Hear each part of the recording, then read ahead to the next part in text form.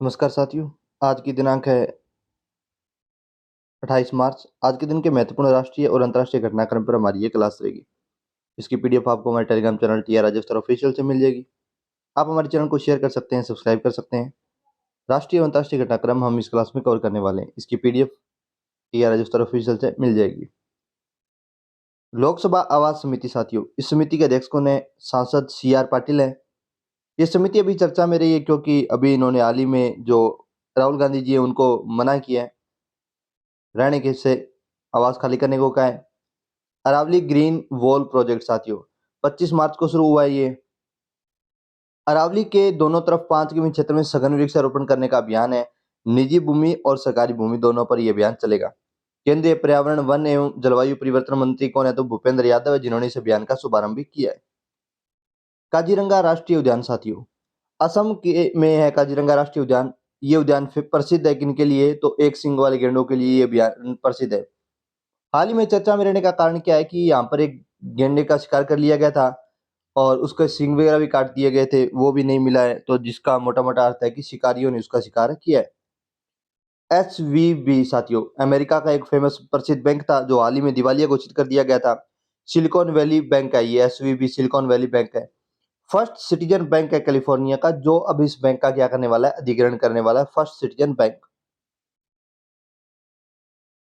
Quintillion business media साथियों, कुछ हाल ही के दिनों में बिजनेस सेक्टर में कुछ बड़े मूवमेंट हुए, जिनमें से एक है क्विंटिलियन बिजनेस मीडिया। इसको AMG मीडिया नेटवर्क द्वारा अधिग्रहण कर लिया गया। AMG मीडिया नेटवर्क जो है वो अडानी समूह का ही एक नेटवर्क है, जो इसकी 49% हिस्सेदारी का अधिग्रहण कर लेगा। क्विंटिलियन बिजनेस के मालिक है राघव बहल, और ये लगभग 48 करोड़ के आसपास में ये समझौता हुआ है। तो 100 करोड़ की वैल्यूएशन दी है इनको लगभग। अलीबाबा चीन की कंपनी है, संस्थापक है जैकमा। चीन की कंपनी के संस्थापक जैकमा है, जिन्होंने चीन की नियामक नीतियों की आलोचना की थी, जिसके बाद में चीन ने, कुछ लोग तो कहते हैं गिरफ्तार करके जेल में डाल दिया, कुछ लोग कहते हैं वहां से ये भाग गए, और फिर कुछ लगभग 1 साल से अधिक ये जापान, ऑस्ट्रेलिया, न्यूजीलैंड जैसे देशों में देखे गए हैं। अब ये वापस चीन में मिले हैं, सार्वजनिक मंच पर बैठे थे और हंस हंस कर बातें कर रहे थे। तो चाइना कहीं ना कहीं संदेश देना चाहता है कि वो भी निजी सेक्टर के उतना खिलाफ नहीं है। चीन की नियामक प्रणाली की आलोचना करने के बाद गायब हो गए, अब पुनः चीन लौटे हैं। एसोचैम का वार्षिक स्तर साथियों, थीम इस बार क्या रखेगी? Bharat @100, paving the way for inclusive and sustainable global growth. नई दिल्ली में ये वार्षिक स्तर हुआ इसका। अंतर्राष्ट्रीय शून्य अपशिष्ट दिवस 2023 साथियों, 29 मार्च को मनाया गया, और इस बार की जो इसकी थीम थी वो थी साथियों, कचरे को कम करने और उसके प्रबंधन के लिए टिकाऊ और पर्यावरणीय रूप से मजबूत प्रथाओं को प्राप्त करना। कचरे को कम करना, उसके प्रबंधन के लिए टिकाऊ और पर्यावरणीय रूप से मजबूत प्रथाओं को प्राप्त करना। नई दिल्ली में इसकी बैठक आयोजित की गई। स्वच्छ भारत मिशन साथियों, 2 अक्टूबर 2014 को लॉन्च किया गया। स्वच्छ भारत मिशन शहरी 2.0, 1 अक्टूबर 2021 को यह शुरू किया गया। Lifestyle for the environment life साथियों, लाइफस्टाइल फॉर द एनवायरनमेंट, और ये इसकी शॉर्ट फॉर्म भी क्या बनी? बाद में लाइफ बनी। ये क्या है? पर्यावरण अनुकूल जीवन शैली की अवधारणा है साथियों।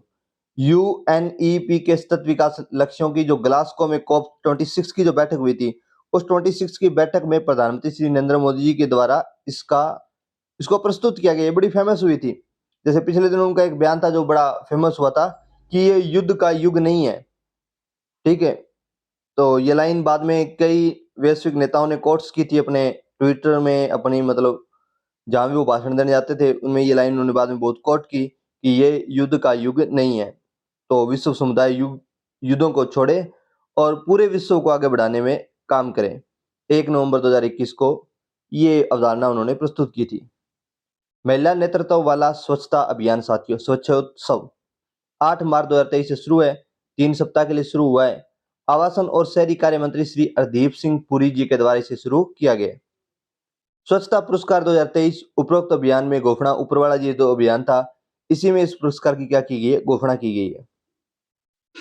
भारतीय प्रतिस्पर्धा आयोग साथियों, HL टर्मिनल होल्डिंग BV द्वारा JM बक्सी पोर्ट्स एवं लॉजिस्टिक्स लिमिटेड के शेयर दायित्व खरीदने के प्रस्ताव को मंजूरी दी है। यह प्रस्ताव भी मंजूर हुआ है। केंद्रीय वाणिज्य उद्योग मंत्री कौन है? सुश्री अनुप्रिया पटेल है, जिन्होंने इंडिया सॉफ्ट 2023 का उद्घाटन किया है। कहाँ किया है? तो प्रगति मैदान दिल्ली में इसका उद्घाटन है किया है। इसी के साथ हमारी आज की क्लास यहीं समाप्त होती है साथियों। चैनल को शेयर कीजिए, सब्सक्राइब कीजिए। जय हिंद, जय भारत साथियों।